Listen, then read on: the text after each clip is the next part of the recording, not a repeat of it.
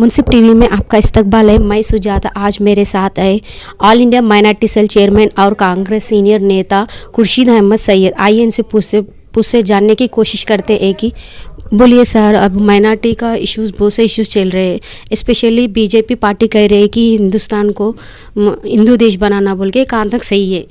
हमारे संविधान के हिसाब से, हमारे कॉन्स्टिट्यूशन के हिसाब से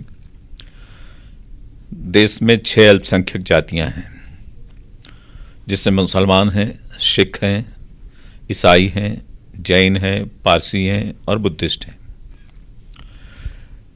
और दूसरी बात यह है कि जो मैं समझ रहा हूं कि देश के सामने एजेंडा जो है वो देश की समस्याओं का हल निकालना, वो देश का किसी भी सरकार का एजेंडा होना चाहिए। देश के अंदर नौजवानों की जो बेरोजगारी है, देश के किसानों की जो समस्याएं हैं, देश के उद्योगों की जो स्थिति है, देश का जो स्मॉल स्केल इंडस्ट्री पूरा ठप पड़ा है, और खास करके जब ग्लोबलाइजेशन के बाद में दुनिया के व्यापार का असर, उसकी मंदी का असर हमारे उद्योग पर भी है। आज हम देखें तो डॉलर की कीमत बढ़ती जा रही है, रुपया गिरता जा रहा है। देश में जीडीपी कम हो रहा है, विकास का दर कम हो रहा है, बैंकों का पेमेंट वापस नहीं आ रहा है, बैंकों ने जो एडवांस किया है उसका जो रीपेमेंट होना चाहिए जो वो नहीं हो रहा है। देश के किसानों को अपनी पैदावार की जो कीमतें मिलनी चाहिए वो नहीं मिल रही है।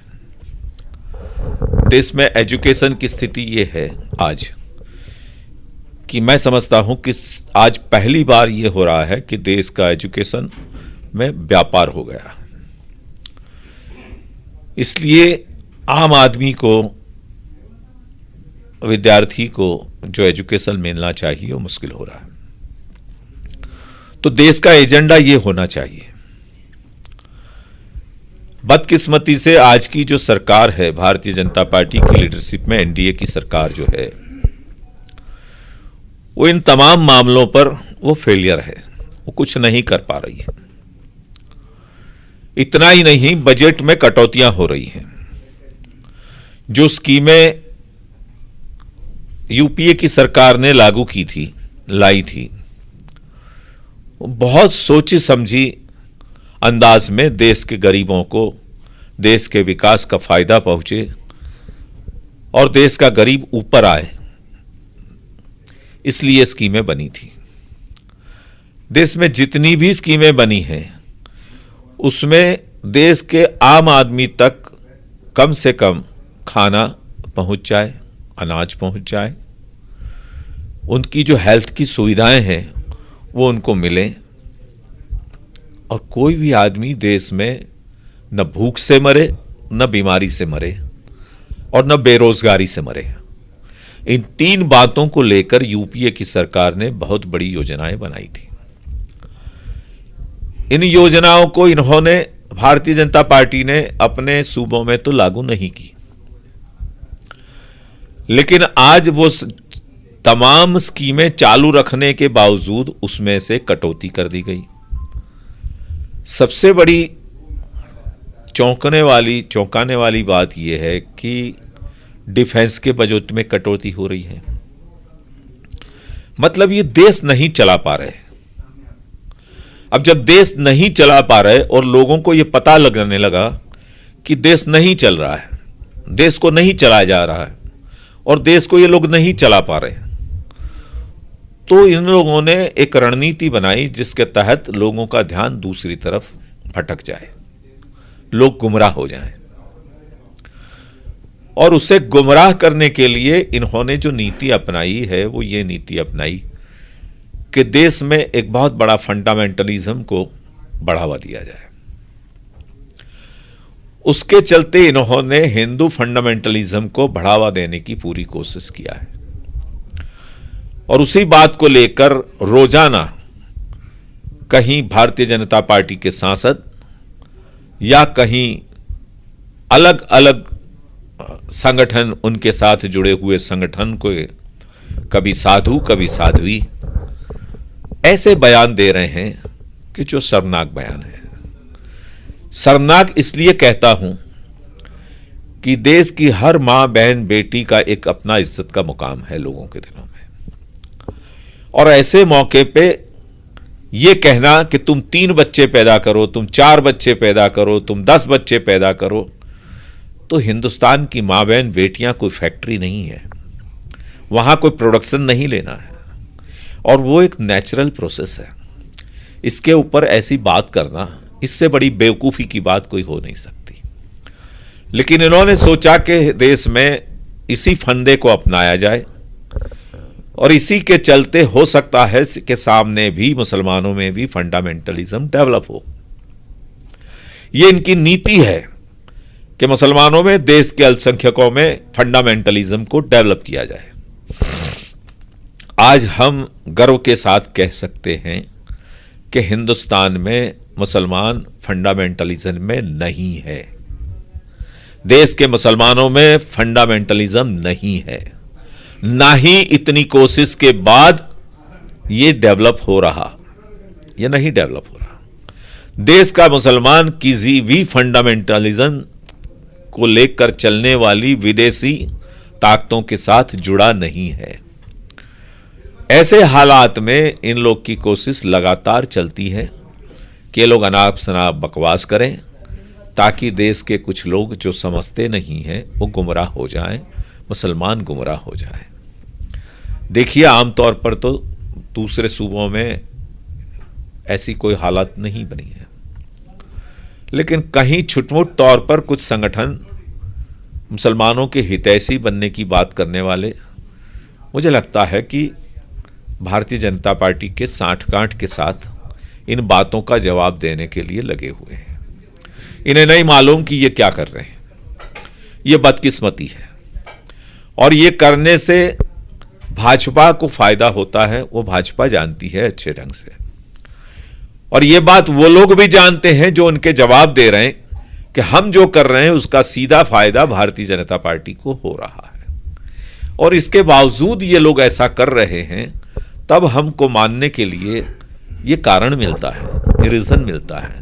हमको लगता है, we surmise from the interactions and rather से एक्शन एंड रिएक्शन, कि कहीं ना कहीं अंदर उन्हीं कोई जुड़ाव इन लोगों में है जो लोग उनके सवालों के जवाब देते हैं। तो ये हालत देश में चल रही है, और मोटे मोटे तौर पर देश का बहुमत समाज बहुत ही अच्छी तरह से सेक्युलर है, उसको मालूम है, उसको ये भी मालूम है कि देश के विकास की भूमिका कैसे बनती है।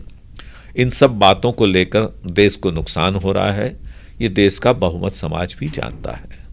लेकिन मुट्ठी भर लोग जो होते हैं वो हमेशा ऐसे हथकंडे अपनाते हैं जिसको लेकर के भारतीय जनता पार्टी को कुछ लाभ हो जाए, और ऐसे संगठन दोनों तरफ हैं। ये बदकिस्मती है इस देश की। सर, आप कह रहे हैं कि बीजेपी पार्टी जाकर एजुकेशन और एम्प्लॉयमेंट, जो रोज़गारी मिलना चाहिए उससे नहीं मिला, मगर मोदी कह रहे हैं कि मेक इंडिया बोल के फॉरेन भी जा रहे, बहुत से ऐसे काम कर रहे, इससे इंडिया डेवलपमेंट होता बोल के। ये कहाँ तक सच है कि मोदी का जो सोचना, जो अंदाज है वो सही है क्या? देखिए, देश सूत्रों से नहीं चलता। देश टीवी और मीडिया पे प्रोग्राम देने से नहीं चलता। देश डिबेट से नहीं चलता। देश नीतियों से चलता है, और वो नीति, उस नीतियों में औद्योगिक पॉलिसी भी हो सकती है, उस नीतियों में विदेश की नीति भी हो सकती है, इस नीतियों में व्यापार की नीतियां भी हो सकती हैं, इस देश में एजुकेशन की नीतियां भी हो सकती हैं, इस देश में और जितने भी युवाओं के लिए, युवाओं के विकास के लिए नीतियां बननी चाहिए वो हो सकती है। वो उसमें कहीं कोई कामयाबी नहीं मिली, और सूत्रों के चलते देश नहीं चलता मैडम। सूत्र तो कोई भी दे देता है, लेकिन वो सच्चाई नहीं होती। मगर अब बहुत से इलेक्शंस हो गए, अब नेक्स्ट इलेक्शंस भी है सर दिल्ली में। पर उन लोगों का बीजेपी का कहना है कि मोदी एक आदमी से बीजेपी पार्टी पूरे चलती। कांग्रेस में तो उससे बड़े सीनियर बहुत से लीडर्स हैं। अब नेक्स्ट दिल्ली में इलेक्शंस है, क्या दिल्ली में इलेक्शंस में आपका पार्टी आ सकता है? कहाँ तक ये वो मुमकिन है?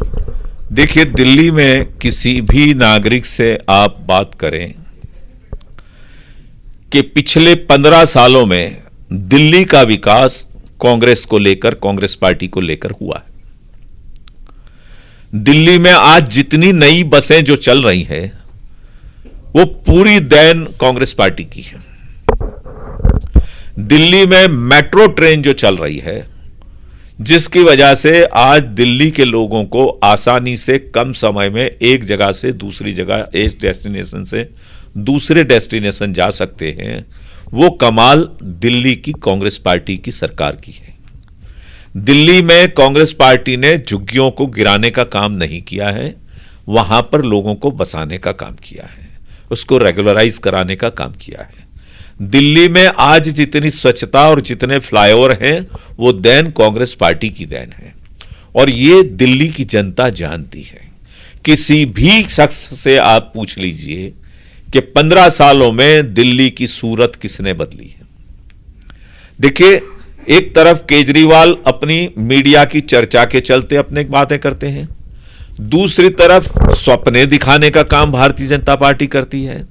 नाटक का सबसे बड़ा अंक तो यह था कि अन्ना हजारे और ऐसे लोगों को लेकर के एनजीओ बना करके, दुनिया भर की गलत काम करके, दुनिया भर का प्रचार करके इन्होंने देश में, दिल्ली में कांग्रेस को नुकसान किया।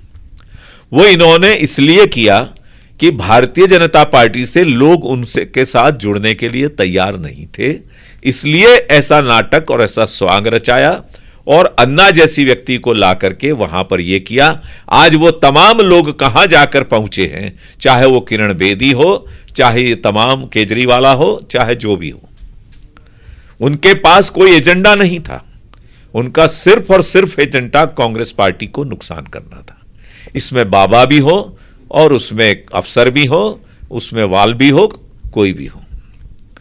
लेकिन आज लोगों को यह पता चला है कि वहां काम करने वाली जो बात है कांग्रेस की बात है, चिल्लाने वाली जो बातें हैं वो केजरीवाल की भी हो सकती है, चिल्लाने वाली बातें भाजपा की भी हो सकती है, लेकिन काम करने की बात आएगी तो वो कांग्रेस की सिवा और कोई करने वाला नहीं है।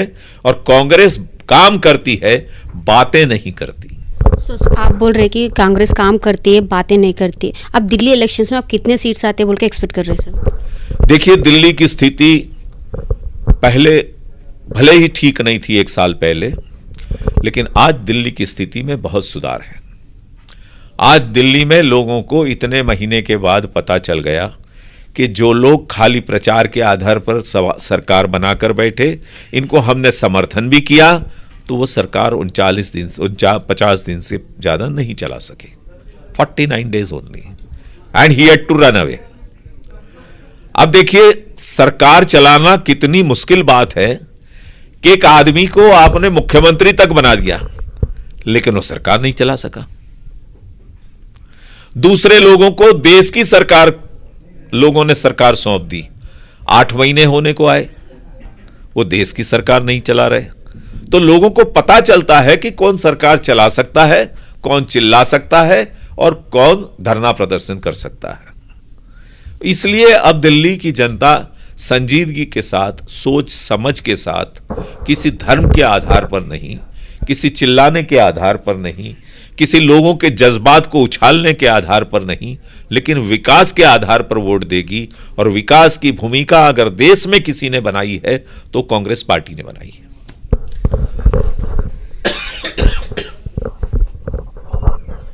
तो बोलो, 2-3 ही चीज हो गए सर। अब आप कह रहे हैं कि दिल्ली में सरकार उनका जो भी आएगा पब्लिक के जानिब से आएगा, मगर सब लोगों का कहना है कि अब आपके दौर में माइनॉरिटी डेवलपमेंट के लिए, आम आदमी डेवलपमेंट के लिए बहुत से स्कीम्स लाए थे।